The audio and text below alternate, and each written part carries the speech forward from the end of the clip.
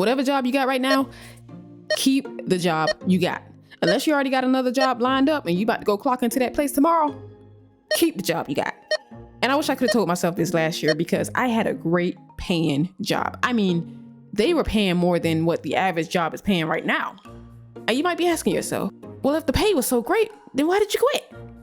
I ask myself the same thing every single day. At the time when I did quit, I felt like I was wasting my time. I felt like I had a greater purpose to fulfill. Like I was going to work, going home, going to work, going home, doing the same thing every single day. When in all actuality, I really just needed a vacation. I felt burnt out. It was New Year's Day and I was like, I should be at a barbecue right now. I should be waiting for my burger to come off the grill. But I clocked into work that day, walked outside, cried in my car for a little bit. And I said, screw this place. Screw this mother effing place. I'm leaving. Coming inside? No, my ride coming. I'm leaving. Where are you going? Wherever the wind takes me. I turned that car on and I left. I didn't even look back. I left. And I actually ended up regretting my decision because I couldn't find another job for the next 3 months. I felt like the biggest bum in the world. I'm just laying in the bed, playing video games, eating food. I felt like a 40-year-old man who lives in his mom's basement. So I'm like, maybe I should just put the link in the bio. Maybe it's time. But then I'm like, nah, I can't do that because I only have 78 followers on Instagram. That's not enough to make actual money. I can't do that. So I think to hit up my old coworker who got fired a while back, and she said she did Instacart. And I'm like, oh, perfect. I can make my own hours. I got a car. I can deliver. But apparently there were too many shoppers in my area. So I'm like, well, that's freaking splendid. So like maybe a month later, I'm on vacation with my parents and, you know, they paid for everything. I probably got like $29 to my name. I told myself I refuse. I refuse to be a leech. What can I do to get off these people's skin? And I'm thinking. And then it comes to me, DoorDash. Oh my gosh, I can freaking DoorDash. This is how I dig my worthless, bummy self out of my self-made grave. So as soon as I got home, I applied to be a dasher. I was gonna go dash. Actually, I was an Uber Eats delivery driver. DoorDash was being weird with this limited time that you can dash. You can only dash at 4 o'clock, only dash at 3 o'clock. I don't know. It was weird. So I just applied to be an Uber Eats delivery driver. So I started delivering and it was easy. But the amount of gas my sweet Silver Star was sucking up was insane. I mean, she was drinking the gas like a thirsty kid was drinking out of a sippy cup.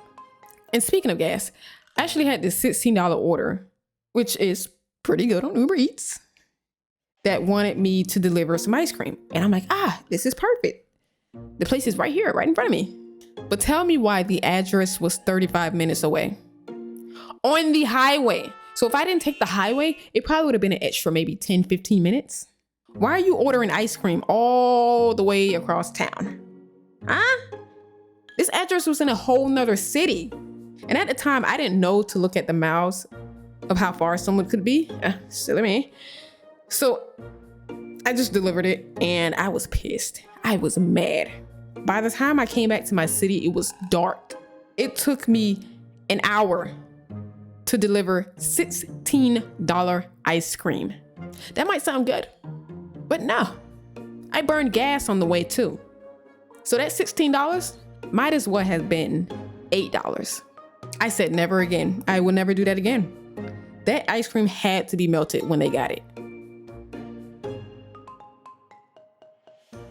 And you know, I actually had a delivery where the person didn't even show up to get their food. And this was actually on DoorDash. It was a delivery for Wingspot. And let me tell you, that place never failed to supply me with an order. But I picked up the food and followed the address it gave me. And tell me why the address led me to a Culver's. I'm like, nah, I gotta be at the wrong spot. Nah, I'm at the right spot. So I called the number because there were like a bunch of teenagers outside, and immediately it goes to voicemail. Your call has been forwarded to an automatic voice message system. Bro, I'll call again. Your call has been forwarded to an automatic... Man, what the fudge? Okay, I'm gonna get out. Maybe I can find Emily and she'll wave me down when she sees this Wingspot bag in my hand. I get out, go inside, and it's even worse inside. I mean, like, this felt like a whole field trip. Who wants to go to Culver's? Me! How am I supposed to find Emily in this crowd of kids? It's so many kids here. So I'm like, what can I do? Oh, let me go ask this worker over here. Excuse me, sir. I have a DoorDash order for Emily. I don't know if maybe she told you she was waiting on an order or... No, I don't know anything about that. Okay, well, do you think maybe I can like leave this here so she can pick it up? Because the address led me to this Culver's. Let me go check in with my boss. Okay.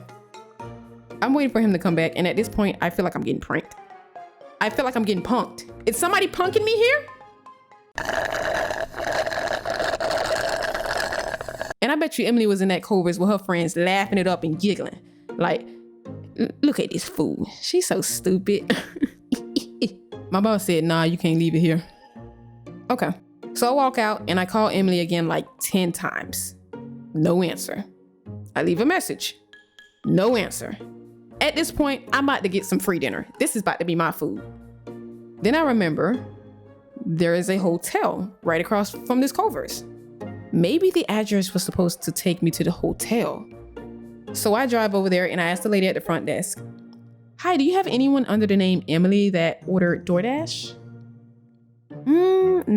No Emily. So basically I told her my situation and I was like, well, can I just leave the food here in case she comes? Sure, if she doesn't come, I'll eat it. Do whatever you want with it. I walked out and I was so done with that order. I left the food at the hotel. I was not gonna keep dealing with this. Now I did message Emily again to let her know that the food was at the hotel because I wanted my slate to be clean. I didn't want no bad reviews on DoorDash. I didn't want no case built up on me, even though I know there wouldn't be no case built up on me, but still, I wanted my slate to be clean. But after a long, grueling 3 months of doing deliveries and pointless interviews where I did not even get freaking hired, I finally found a job. This part of my life, this little part, is called happiness.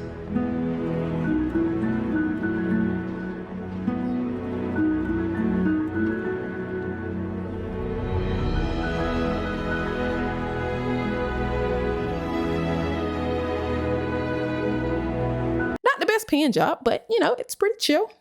I'm actually writing the script for this story at my job right now. And, you know, I didn't realize how bad the job market was. If I had known, I would have just cried in my car and went back because it's hard out here. It really is. It's nasty out here. It's really nasty.